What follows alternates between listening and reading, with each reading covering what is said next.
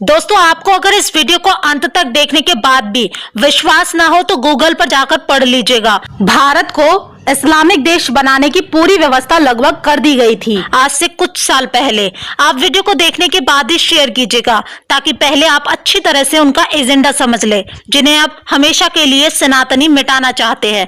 दोस्तों, ये वीडियो मुस्लिम देखे या ना देखे कोई फर्क नहीं पड़ता, क्योंकि वो सोए हुए एक्स हिंदू है। लेकिन अब जो हिंदू के बेस में सेक्युलर हिंदू है, उन्हें ये वीडियो जरूर देखनी चाहिए। कहीं ऐसा ना हो वो भी एक्स हिंदू हो जाएं। दोस्तों, सांप्रदायिक हिंसा बिल 2005 और 2011 सर्च कर लीजिए आप गूगल पर और उसकी डिटेल्स भी पढ़ लीजिए। मात्र 10 से 20 सेकंड लगेंगे, आपके पैरों के नीचे से जमीन खिसकने लगेगी। इस बिल को सोनिया गांधी उर्फ एंटोनियो माइनो की घिसी पिटी स्टडी कार में बनवाया गया था, जिसे अंग्रेजी में कम्युनल वायलेंस बिल नाम दिया गया है। पूरे सी पुतले में जान फूंकने वाले हिंदुओं, सुनो, मैं कांग्रेस और मुल्ला विरोधी क्यों। दोस्तों, एंटोनियो माइनो उर्फ कुमाता सोनिया गांधी की भयानक खतरनाक साजिश, जिसे सुनकर आपके रोंगटे खड़े हो जाएंगे। और अगर वो लागू हो गया होता तो हिंदुओं का जीना तो दूर की बात प्यारे, मरना भी दुर्भर हो जाता। धर्म बचाने की तो बात ही छोड़ दो लाल हमारे। दोस्तों, हिंदुओं के विनाश वाला बिल, जिसे कांग्रेस ने 2 बार संसद में पेश किया, 2005 में और फिर 2011 में। कांग्रेस हिंदुओं के खिलाफ ऐसा बिल लेकर आई थी जिसको सुनकर आपकी रूह कांप जाएगी। लेकिन भाजपा के उस समय विपक्ष में रहने और भारी विरोध के चलते कांग्रेस उस बिल को पास नहीं कर पाई थी। मुझे पूरा यकीन है कि 95% हिंदुओं को तो अपने खिलाफ आए उस बिल के बारे में कुछ पता भी नहीं होगा, जिसमें शिक्षित हिंदू भी शामिल हैं। उसको इन सब बातों को जानने के लिए ना समय है और ना ही उनके भेजे में अब भेजा बचा है। जबकि मुसलमान, ईसाइयों के अनपढ़ भी इतने जागरूक होते हैं कि पाकिस्तान, बांग्लादेश, अफगानिस्तान में धर्म के आधार पर प्रताड़ित किए गए हिंदुओं और अन्य अल्पसंख्यक समुदाय के लोगों को नागरिकता भारत में देने वाला सीए कानून के खिलाफ मुसलमान का एक एक बच्चा उठ खड़ा हुआ था।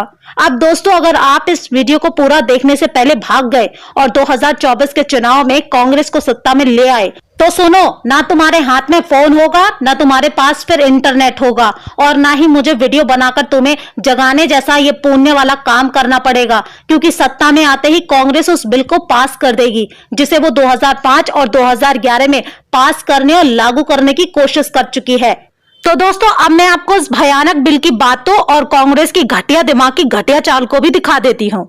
आखिर क्या था वो दंगा नियंत्रण कानून? तो दोस्तों, ये हिंदू धर्म मानने वालों के लिए फांसी का फंदा हुआ करता था। कुछ एक लोगों को इस बिल के बारे में अच्छे से पता होगा। साल 2011 में इस बिल की रूपरेखा को सोनिया गांधी की एक विशेष टीम ने बनाया था, जिसे एनएसी भी कहते थे। उस टीम में 12 से भी ज्यादा लोग मौजूद थे, जो उस समय भी वामपंथी, सेकुलर और लिब्रांडो के भेष में थे, जिन्हें आजकल अरबन नक्सली कहा जाता है। कांग्रेस का कहना था कि इस बिल के जरिए वो देश में होने वाले दंगों को रोक डालेंगे। अब उस बिल में दंगे रोकने के क्या प्रावधान थे, वो भी एक नजर देख लीजिए, तो आंखें आपकी पूरी तरह से खुल जाएंगी। इस बिल में पहला प्रावधान था कि दंगों के दौरान दर्ज अल्पसंख्यक से संबंधित कोई भी मामला होगा, उसमें सुनवाई कोई भी हिंदू जज नहीं कर सकता था और ना ही उनके खिलाफ कोई भी हिंदू वकील खड़ा हो सकता था। दूसरा प्रावधान ये किया गया था, अगर कोई अल्पसंख्यक यानी मुसलमान सिर्फ ये आरोप लगा दे कि मुझसे भेदभाव किया गया है, तो पुलिस को अधिकार था कि आपके यानी हिंदू पक्ष को सुने बिना ही आपको जेल में डालने का हक होगा, और इन केसों में जज भी अल्पसंख्यक ही होगा।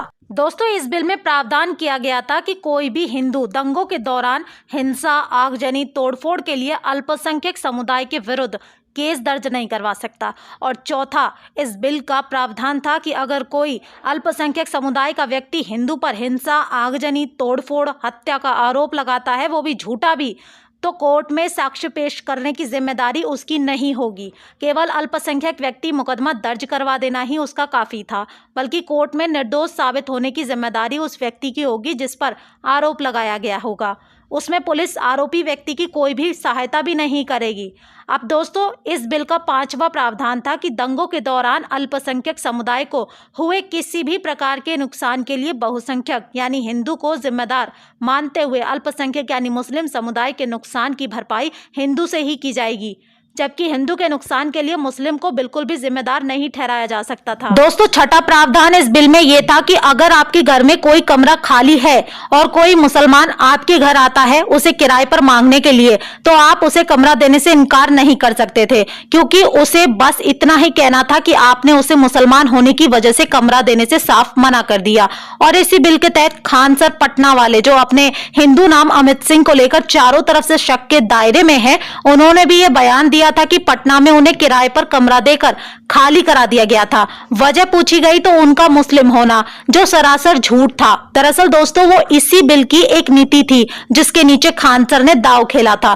खैर दोस्तों, किराए पर कमरा देना या ना देना मकान मालिक की मर्जी होती है, इसमें कांग्रेस या किसी भी सरकार को दखलंदाजी नहीं देनी चाहिए।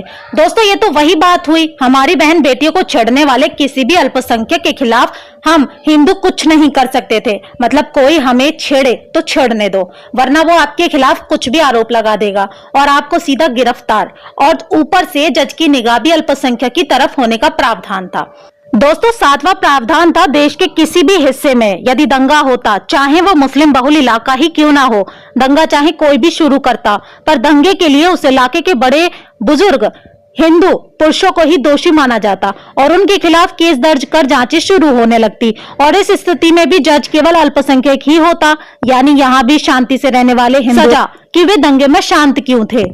दोस्तों, आठवां प्रावधान था अगर दंगों वाले इलाके में किसी भी हिंदू बच्ची या हिंदू महिला का बलात्कार होता तो उसे रेप ही नहीं माना जाता। बहुसंख्यक है हिंदू, इसलिए उसकी महिला का रेप नहीं माना जाएगा। और इतना ही नहीं, कोई महिला बलात्कार की पीड़ित हो जाती और वो शिकायत करने जाती तो अल्पसंख्यक के खिलाफ नफरत फैलाने का केस उस पर अलग से डाल दिया जाता। दोस्तों, नौवां प्रावधान था, इस एक्ट में एक और प्रस्ताव रखा गया था जिसके तहत आपको पुलिस पकड़कर ले जाती अगर आप पूछते कि आपने अपराध क्या किया है।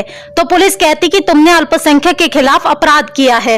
तो आप पूछते कि उस मुस्लिम का नाम तो बताओ, तो पुलिस कहती नहीं, शिकायतकर्ता का नाम गुप्त रखा जाएगा।